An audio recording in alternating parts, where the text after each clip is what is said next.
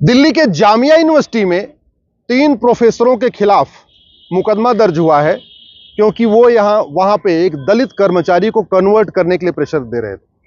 वो एक दलित कर्मचारी को कह रहे थे कन्वर्ट हो जाओ, तुम्हारे साथ भेदभाव बंद हो जाएगा, नहीं कन्वर्ट होगे तुम्हारा प्रमोशन रुक जाएगा। जामिया यूनिवर्सिटी एक माइनॉरिटी यूनिवर्सिटी है। वैसे तो जामिया पहले सबके लिए थी, लेकिन 2004 में कानून बना के कांग्रेस ने उसको माइनॉरिटी यूनिवर्सिटी घोषित कर दिया। दूसरा, ये कन्वर्जन कोई सामान्य व्यक्ति नहीं कर रहे हैं, मुल्ला मौलवी नहीं कर रहे हैं, बल्कि यूनिवर्सिटी के प्रोफेसर कर रहे हैं। इससे आप समझ सकते हैं सोच कैसी है।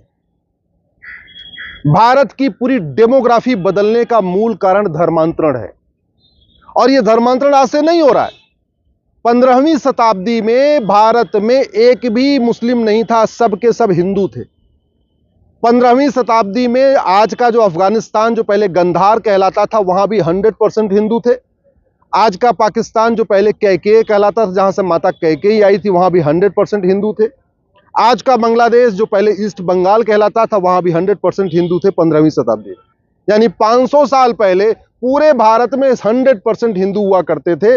लेकिन आज गंधार अफगानिस्तान हो गया, कैकेय पाकिस्तान हो गया, ईस्ट बंगाल बांग्लादेश हो गया, और बाकी तो छोड़िए, भारत के 9 राज्यों की डेमोग्राफी बदल चुकी है।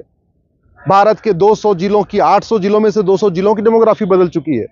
भारत के 6000 तहसीलों में से 1500 तहसीलों की डेमोग्राफी बदल चुकी है। उसका मूल कारण धर्मांतरण, घुसपैठ, जनसंख्या विस्फोट।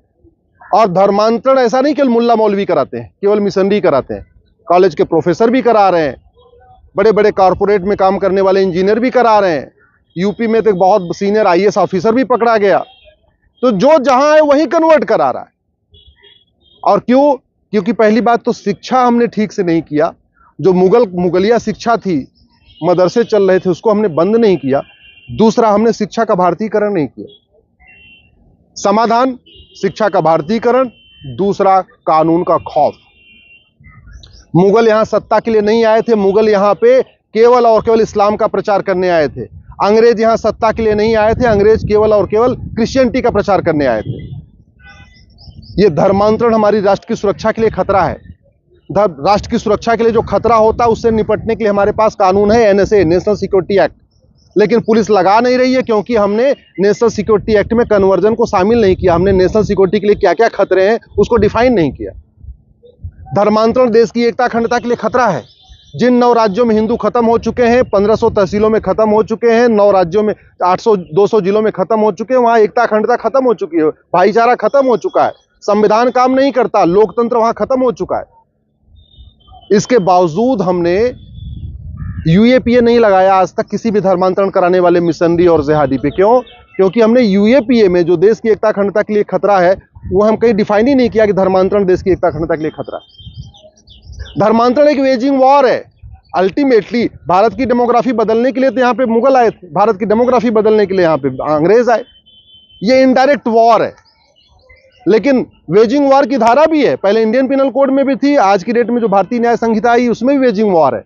लेकिन वेजिंग वॉर क्या होता है, वेजिंग वॉर किसको माना जाएगा, धर्मांतरण वेजिंग वॉर है कि नहीं है, ये हमने उसमें डिफाइन नहीं किया। इसलिए पूरे देश में कोई भी पुलिस वेजिंग वॉर की धारा नहीं लगा रही कन्वर्जन कराने वाले मिशनरी और जिहादियों को।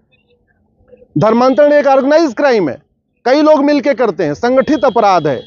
कोई उनको लिटरेचर देता है, कोई उनको डायरेक्शन देता है, कोई उनको पैसा देता है, सब कुछ अलग अलग करते हैं। इसके बाद भी हम गैंगस एक्ट नहीं लगा रहे, गुजकोका नहीं लगा रहे, मकोका नहीं लगा रहे।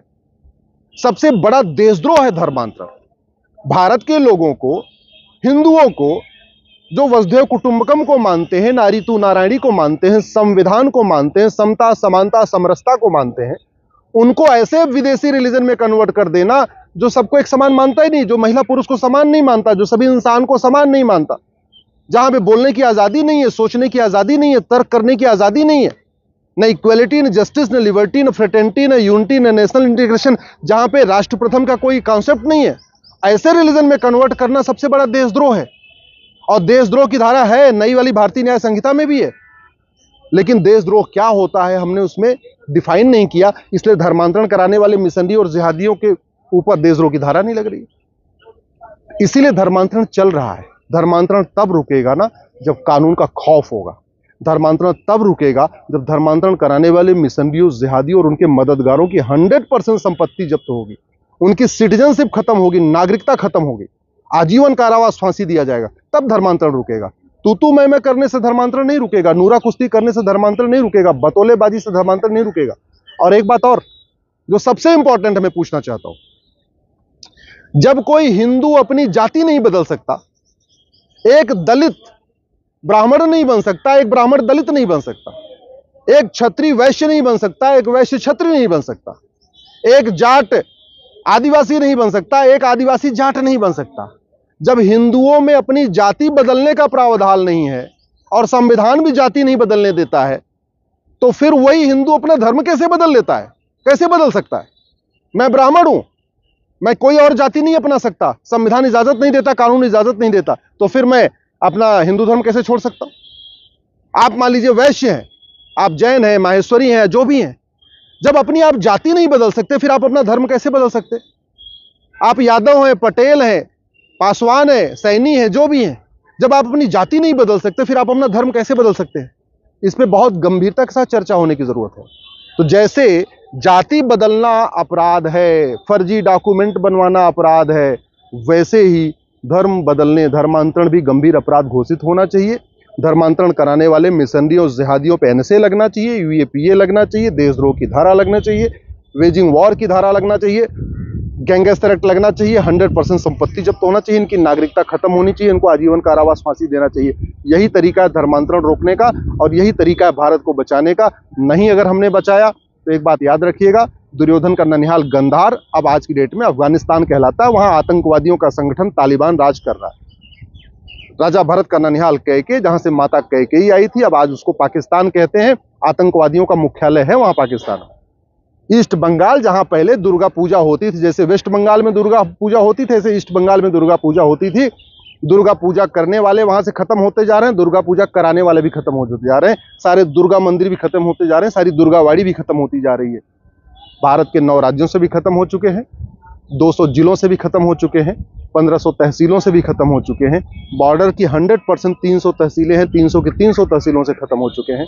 अगर अभी भी धर्मांतरण नहीं रोका, घुसपैठ नहीं रोकी, जनसंख्या विस्फोट नहीं रोका, तो 25 साल के बाद इसके भयानक परिणाम दिखाई पड़ेंगे और वही होगा 2047 में जो 1947 में हुआ था।